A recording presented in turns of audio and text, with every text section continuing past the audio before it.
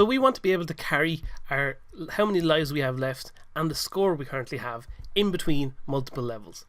At the moment, we're just resetting it back to be whatever basic default we have, but we want to be able to keep going as we play through more levels in the game and make it more of an achievement when our player gets a big score. So to do that, we're going to use a thing called player prefs. And player prefs are a built-in thing into Unity that allows you to store bits of basic data on whatever machine the game is running on. So to do it, what we're going to do is we're going to use a couple of values to control all this stuff. So at the moment we have our lives here, which says what our lives are, and we have our current score here. But what we're going to do is, back on our main menu of our game, we have, whenever we start a new game, we want to set it so that our players have a certain amount of lives. So we want them to start off with 3 lives, and we want them to start off with a certain amount of score, i.e. 0. So we want to say on our main menu here, what we're going to do is create a new player pref. We're going to say player prefs dot set int, and what this does, it creates a new number value that will be stored on the machine, on the computer, and the name of this player prefs will be current score, and the value we're going to give it is 0. So we want our player to start off with a value of 0 on their current score. And then we also want to start them off with a certain amount of lives, so we're going to say player prefs dot set int, and this time it's going to be current lives, like that. Oh no, not a dot, we want a comma. So current lives, and the value we want our player to start off with for lives is 3 lives. We want our players all to start off with 3 lives. So that's perfectly fine, but how do we use this back in our game manager when we actually start up a level? Well, basically all we do is go into our game manager here,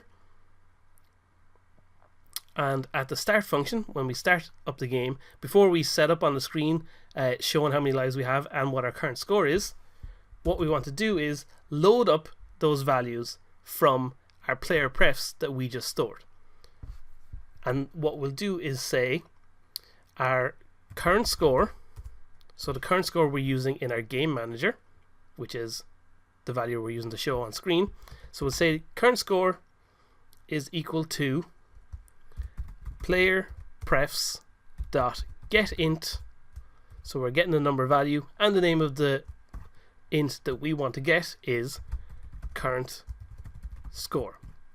Now it's important, as with many things when we're coding, you need to make sure that you spell it the exact same as we did in our main menu over here, and capitalize it the exact same, or else it won't match up and it won't work, and you'll end up getting an error. So our current score is set just like that. So let's also get our lives the exact same way. So our lives will be equal to player prefs dot get int current lives. Okay, so now we have some lives values for our player. That's absolutely perfect. The next thing we need to do is set it so that when our player loses a life,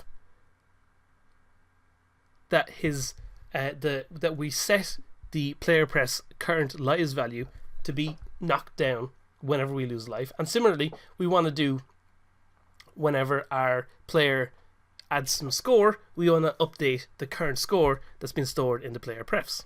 So we'll go into our where we have our ball being respawned, which is where we're losing a life at the exact same time. And in here we're going to say, okay, at this point, just after we do all this stuff, at the bottom we're going to say, okay, player prefs dot set int, and we want to set the current lives player pref int. We want to set that to be whatever our current lives is, because we know at this point a life has been taken away from whatever value we have, and then we're setting it back down here to be stored as whatever our current life is. So in that way, when we move on to the next level of the game, as soon as that starts, it'll pull the new updated current lives version at the start of that loop. It'll pull it out, and then it'll know if we had 1 life left in the next level, we still have only 1 life left. So perfect, we'll do the exact same down here for when we're adding a score. down here we're going to say, actually no, we won't do it down here. What we'll do is actually when we win a level, so when our brick check runs out, when we know there's no more bricks left in the level and we activate the level win screen, at this point here we know, okay, that's the only time we're really going to want to keep track of what our current score is. Otherwise we'll be constantly updating the player prefs over and over and over again, and you don't really want to be doing a lot of that.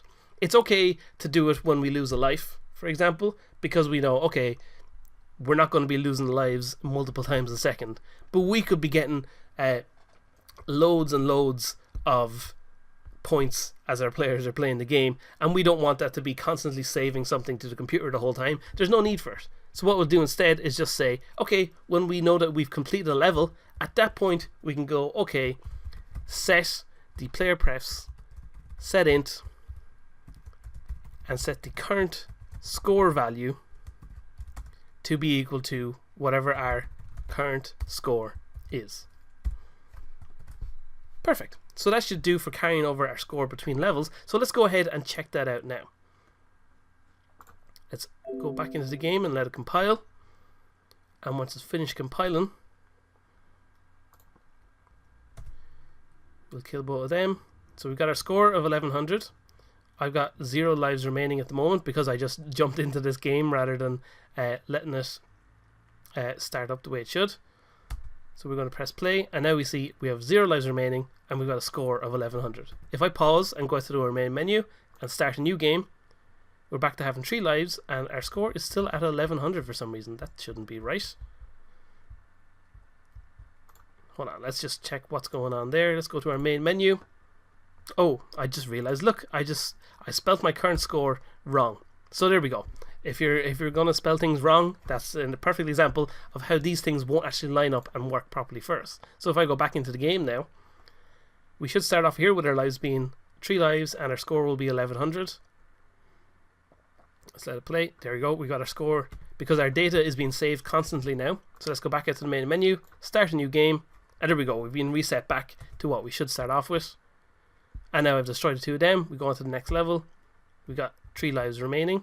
Perfect. So let's just go and double check that it's all working again. I'm going to lose a ball before I win this level. So we'll lose a life. Then see if we can get both of them. Nope. Let's see if I can get this one here. There we go. So now we've got 1 life left. 2200 points. We move on and our lives are being carried over. So perfect. That's going just exactly the way we want to. But there's a couple of other places where we want to catch what's going on. So for example, at the moment, if I hit play here, we got 1 life remaining. If I fire the ball and we bounce it down, and again if we lose 1 more life, we've lost all our lives. We got the game over. We should actually add some way for the player to continue here. I just realized that we don't actually have anything on this screen. So we're going to add a way to fix that up in a next video.